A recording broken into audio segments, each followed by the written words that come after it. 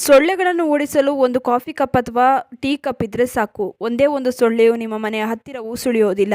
ಈ super tips ತಿಳಿದ್ರೆ ಸೊಳ್ಳೆಗಳ ಓಡಾಟ ಬಂದ್.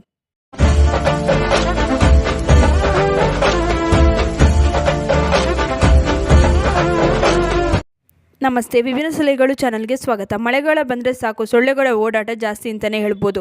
ಹಾಗಿದ್ರೆ ಏನು ಮಾಡ್ಬೋದು?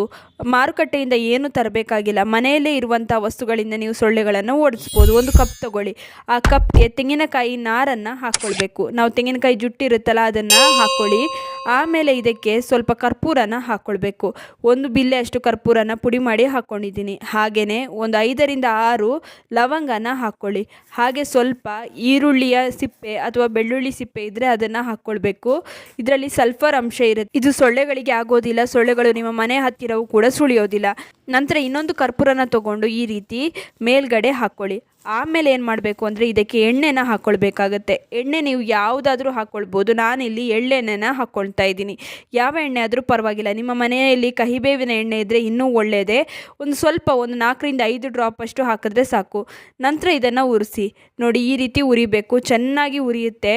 ನಾವು ತೆಂಗಿನಕಾಯಿ ನಾರು ಹಾಕಿದ್ದೀವಲ್ಲ, ಇದರಿಂದ ಏನಾಗುತ್ತೆ ಅಂದರೆ ಇದು ನಿಧಾನಕ್ಕೆ ಉರಿಯೋದ್ರಿಂದ ತುಂಬ ಹೊತ್ತಿನ ಕಾಲ ಇದು ಉರಿತಾನೆ ಇರುತ್ತೆ. ತುಂಬ ಹೊತ್ತಿನ ಕಾಲ ಇದರಿಂದ ಹೊಗೆ ಬರುತ್ತೆ.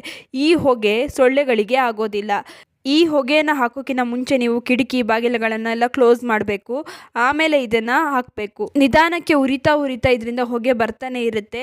ಇದರಿಂದ ಸೊಳ್ಳೆಗಳು ಓಡಾಟ ತುಂಬಾ ಕಡಿಮೆ ಆಗುತ್ತೆ. ತುಂಬಾ ಚೆನ್ನಾಗಿ ಇಫೆಕ್ಟಿವ್ ಆಗಿ ಇದು ಕೆಲಸ ಮಾಡುತ್ತೆ. ನೀವೇ ನೋಡ್ಬೋದು, ಚೆನ್ನಾಗಿ ಹೊಗೆ ಬರ್ತಾ ಇದೆ. ಆಮೇಲೆ ಒಂದು ಕಡೆ ಇದನ್ನ ಇಟ್ಟುಬಿಡಿ. ಎಲ್ಲಿ ಸೊಳ್ಳೆ ಜಾಸ್ತಿ ಇರುತ್ತೆ ಆ ಪ್ಲೇಸಲ್ಲಿ ಇಟ್ಟುಬಿಡಿ. ಇದರಿಂದ ಸೊಳ್ಳೆಗಳು ಓಡಾಟ ಇರೋದಿಲ್ಲ. ಇನ್ನು ಅಡುಗೆ ಮನೆಯಲ್ಲಿ ಗುಂಗುರ ಹುಳಗಳು ಆಗ್ತಾನೆ ಇರುತ್ತೆ, ಅದು ಓಡಾಡ್ತಾನೆ ಇರುತ್ತೆ ಅಲ್ವಾ, ಅದನ್ನು ಓಡಿಸೋದಕ್ಕೂ ಕೂಡ ನೀವು ಈ ಹೊಗೆನ ಹಾಕ್ಬೋದು. ಇದರಿಂದ ಗುಂಗುರ ಹುಳಗಳು ಕೂಡ ಓಡೋಗ್ತವೆ. ಇನ್ನು ಈ ವಿಡಿಯೋ ನಿಮ್ಮೆಲ್ರಿಗೂ ಇಷ್ಟ ಆಗಿರುತ್ತೆ ಅಂತ ಅಂದ್ಕೊಂಡಿದ್ದೀನಿ. ಇಷ್ಟ ಆಗಿದ್ರೆ ಲೈಕ್ ಮಾಡಿ, ಶೇರ್ ಮಾಡಿ, ನಿಮ್ಮ ಅನಿಸಿಕೆ ಅಭಿಪ್ರಾಯಗಳನ್ನು ಕಮೆಂಟ್ ಸೆಕ್ಷನಲ್ಲಿ ತಿಳಿಸಿ.